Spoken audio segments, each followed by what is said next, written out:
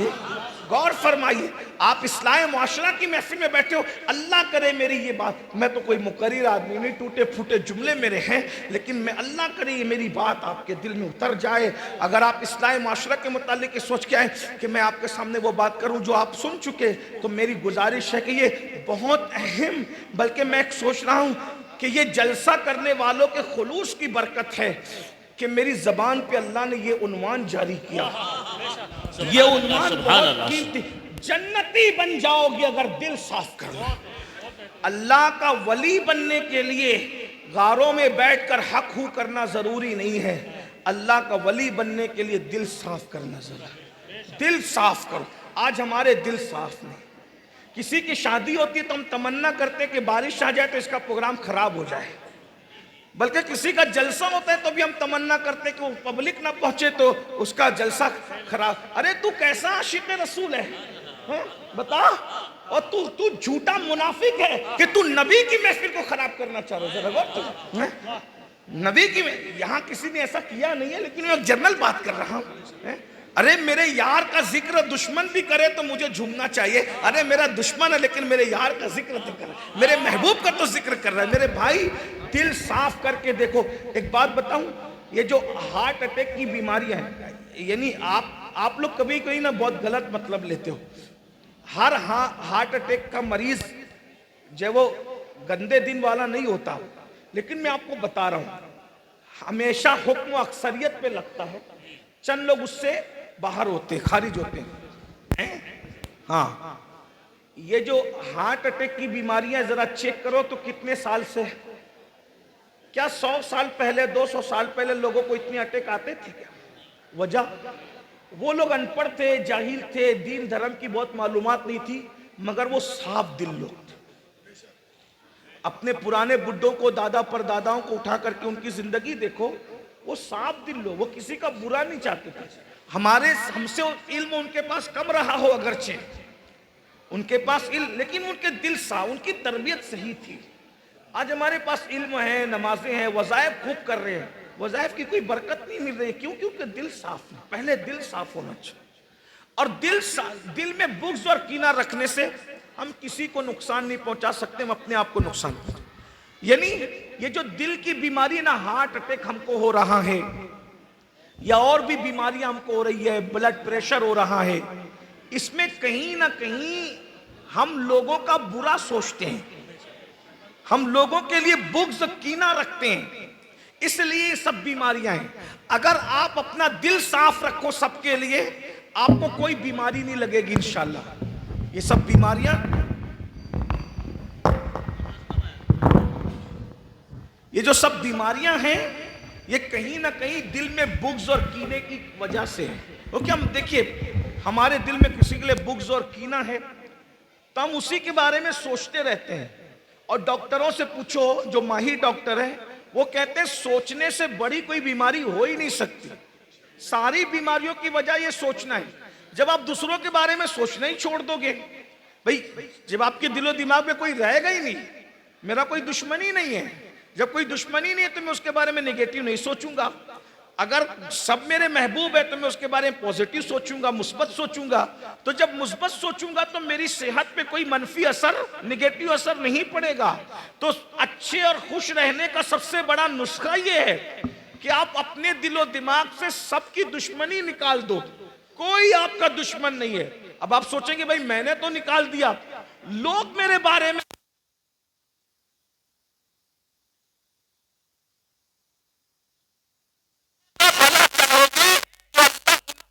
से भी तुम्हारी दुश्मनी को निकाल देगा। अपने दिल को पाक करो, दुनिया तुमसे मोहब्बत करने पे मजबूर हो जाएगी। वजह एकदम साफ सीधी बात है।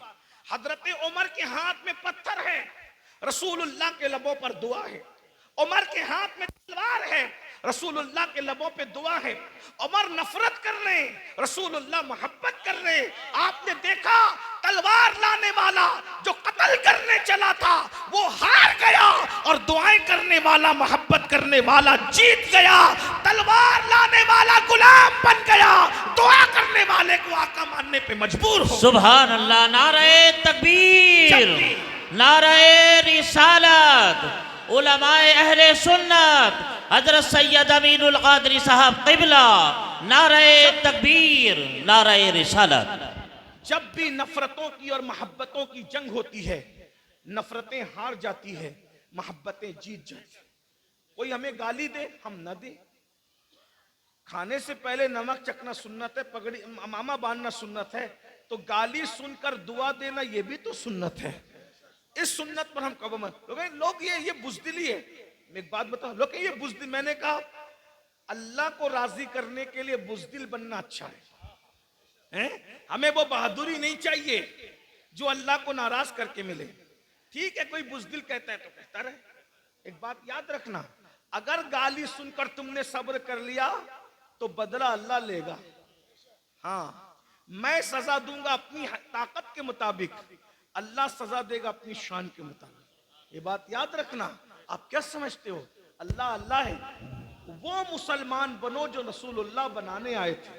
तो चलिए मैं जल्दी से वो हदीस पढ़ूं जिसका मैंने जिक्र किया कि दिल से बुग़्ज़ निकालने की बरकत क्या है। नंबर 1, अल्लाह के रसूल अलैहिस्सलाम हजरत अनस इब्न मालिक से कहते हैं, अल्लाह की शान, मदरसे का नाम भी अनस बिन मालिक।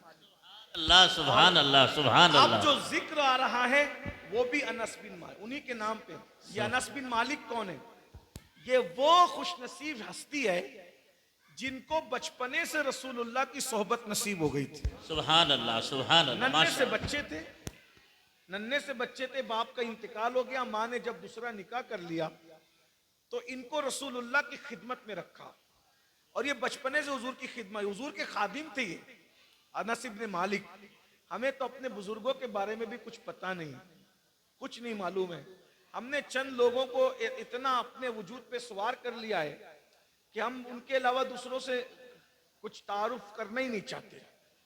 और किन लोगों को सवार किया है थोड़ा बुरा नहीं मानना, सच्ची सच्ची बात यह है।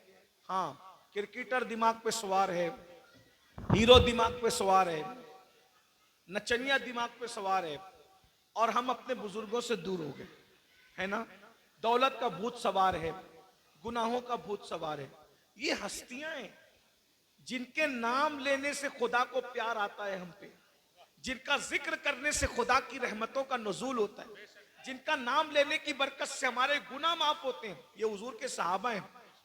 और हज़रत अनस इब्न मालिक तो वो है जिनको रसूलुल्लाह के घर में एंट्री थी, घर में अंदर जाते थे। बच्चे थे ना, नन्हे से बच्चे थे, हुजूर ने उनको बच्चों की तरह रखा था। उनके घर में भी जाते थे, उनकी शहजादियों के घर में भी जाते थे। पर्दे का हुक्म नहीं आया था।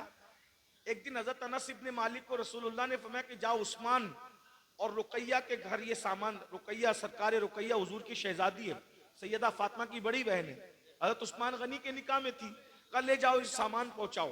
ये सामान पहुंचाने गए तो देर से आए। तवज्जो करना, अनस इब्न मालिक उनका नाम है, माशाअल्लाह आपके माशाअल्लाह। इदारे का नाम अनस इब्न मालिक है। अनस इब्न मालिक देर से आए। जब देर से आए तो रसूलुल्लाह ने फरमाया तुम देर से आए। आका कभी डांटते नहीं थे किसी को। हज़रत अनस इब्न मालिक कहते हैं अल्लाह की इज्जत की कसम में बच्चा था, हुजूर ने कभी किसी खादिम को, किसी गुलाम को, किसी बीवी को, कभी किसी को नहीं डांटा, अपनी जात के लिए किसी को नहीं डांटा। हुजूर अलैहिस्सलाम ने मैं अनस तुम देर से आए? अर्ज करते या रसूलल्लाह हाँ। क्यों देर हुई अनस? या रसूलल्लाह उस्मान और रुकैया दोनों बैठ करके हंसी की बातें कर रहे थे, तो वो दोनों इतने खूबसूरत है, मैं दोनों को हैरत से देखता रहा तो मैं लेट हो गया। माशाअल्लाह माशाअल्लाह। क्योंकि हजरत उस्मान भी बड़े खूबसूरत थे और हजरत रुकैया तो हुजूर की शहजादी थी, तेरी नस्ल पाक में है, बच्चा हाय बच्चा वाह बोलता। वाह वाह वाह। तो मेरे आका अलैहिस्सलाम को जब कहा या रसूलल्लाह उस्मान और रुकैया दोनों को मैं देखता ही रह, बच्चे थे, पर्दे का हुक्म भी नहीं आया था, मैं दोनों को देखते ही रह गया। बच्चों को बड़ी दिलचस्पी होती है ना हर मामले में, मैं देखता रह गया, उसमें मुझे वक्त पता नहीं चला कि ताखीर हो गई। आका ने मैं अनस क्या दुनिया में इससे खूबसूरत जोड़ा भी तूने देखा है? दुनिया का सबसे खूबसूरत जोड़ा अगर है वो उस्मान और रुकैया का जोड़ा है। सुभान अल्लाह सुभान अल्लाह सुभान अल्लाह। तो मेरे आका अलैहिस्सलाम ने अनस इधर आ, सरकार ने हजरत अनस को, अनस इधर आ, तू ये बता कि तूने सुबह किस हाल में की, तूने किस हाल में सुबह की? हज़रत अनस इब्न मालिक ने कहा या रसूलल्लाह मैंने सुबह इस हाल में की कि मेरे दिल में किसी मोमिन के लिए कीना नहीं है। ये वज़ाइफ की जान बता रहा हूं मैं आपके सामने आज। शबे बारात की बरकत से इस पर अमल करके देखो, सुकून की नींद आएगी।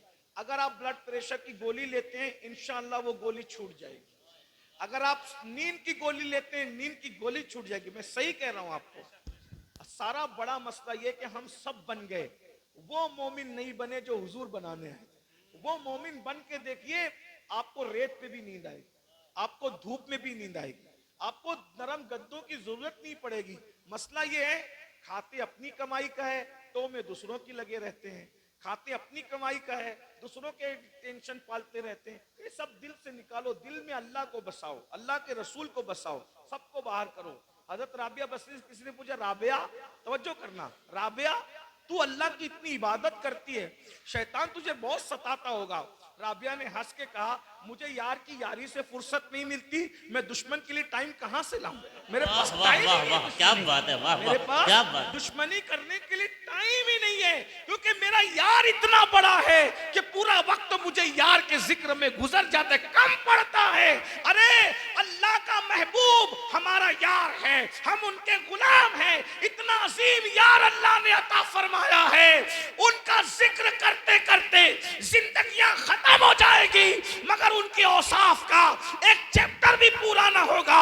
जिंदगियां खत्म होगी और कलम टूट के तेरे औसाफ का एक बाप भी पूरा ना हुआ। कह लेगी सब कुछ उनके, सना खा के खामोशी, चुप हो रहा ये कह के मैं क्या क्या कहूं तुझे, लेकिन रजा ने खत्म सुखान इस पे कर दिया। खालिक का बंदा खल्क का आका कहूं तुझे।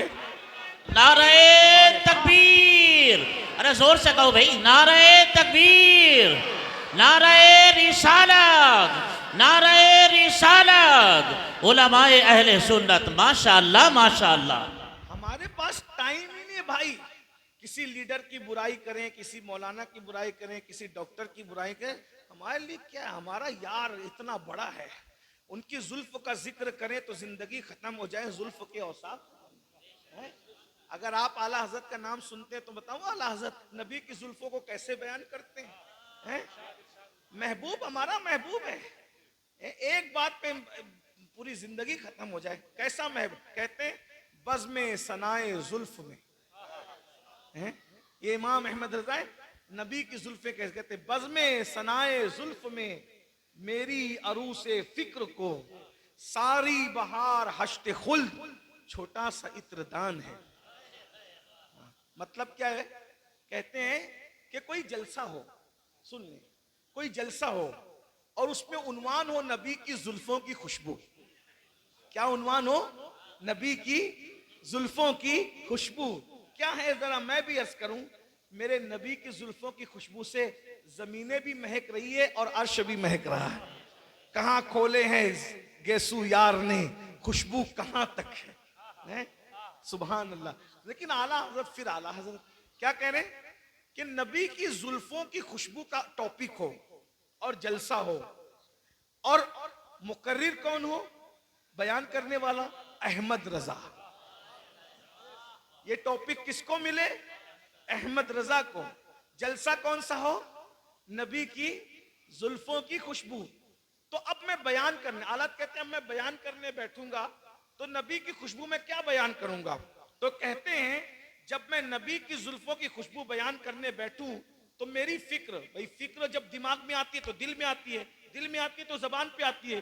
तो कहते हैं कि वो उन्वान और टॉपिक की फिक्र जब मेरे दिमाग में आएगी तो जो उसकी फिक्र की जो मेरी दुल्हन है, दिमाग में जो फिक्र ख्यालात और तसव्वुरात की जो दुल्हन है, उसके सामने अब मैं कैसे बयान करूंगा नबी की जुल्फों की खुशबू को? तो मैं कहूंगा अरे मेरे नबी की जुल्फों की खुशबू कितनी ज्यादा है। तो कहा 8 जन्नत की खुशबू समेट लो। तवज्जो है? हाँ, 8 जन्नत की खुशबू को समेट लो और समेट कर नबी की जुल्फों के सामने रखो। तो नबी की जुल्फों के सामने 8 जन्नत की खुशबू क्या हैसियत रखती है? कहते हैं छोटी सी इत्र की डिबिया होती है, डिबिया, तो वो मेरे नबी की जुल्फों की खुशबू के सामने 8 जन्नतों की खुशबू एक इत्र की छोटी सी डिबिया के बराबर है। अब मुझे बताएं, जब जन्नत की 8 जन्नत की खुशबू इत्र की छोटी सी डिबिया के बराबर है, जब डिबिया की खुशबू खुशबू का आलम ये है कि 500 साल से जो है वो जन्नत की खुशबू आती है। जब जन्नत की खुशबू जो छोटी सी डिबिया है नबी की जुल्फों की खुशबू के सामने, जब उस खुशबू का ये आलम है तो मुस्तफा जाने रहमत की खुशबुओं का आलम क्या हो। सुभान अल्लाह, सुभान अल्लाह। नबी की